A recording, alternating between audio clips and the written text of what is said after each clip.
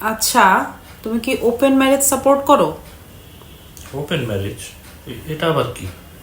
মানে মনে করো তুমি বিয়ের পরে চাইলে 3-4টা গার্লফ্রেন্ড রাখতে পারবা, এন্ড এটাতে আমার কোনো প্রবলেম নেই, আমি তোমাকে কিছু বলবো না, এটা হচ্ছে ওপেন ম্যারেজ। অফকোর্স, তুমি কি বলতেছো উইদাউট এনি কোয়েশ্চেন, আমি 100% এটা সাপোর্ট করি।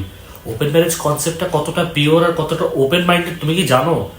মানে 4-5টা গার্লফ্রেন্ড থাকা একটা ছেলের জন্য মানে ওর কাছে কতটা মেন্টালি পিসফুল লাগবে, আরাম লাগবে। সো আমি 100% ওপেন ম্যারেজ এই সাপোর্ট করি, এটাতে নো কোয়েশ্চেন। তাহলে তুমি বলতে চাচ্ছ তুমি ওপেন ম্যারেজ সাপোর্ট করো? হ্যাঁ, অফকোর্স, অবভিয়াসলি। আচ্ছা, আমি শেষ করি। তারপরে হচ্ছে তোমার মনে করো আমারও 3-4টা বয়ফ্রেন্ড থাকবে, and তোমারও এটাতে কোনো সমস্যা? হারাম হারাম, তুমি জানো না এভাবে 3-4টা রিলেশন বিয়ের পর রাখা হারাম? এগুলো বলো কেন, মুখ দিয়ে উচ্চারণ করো কেন?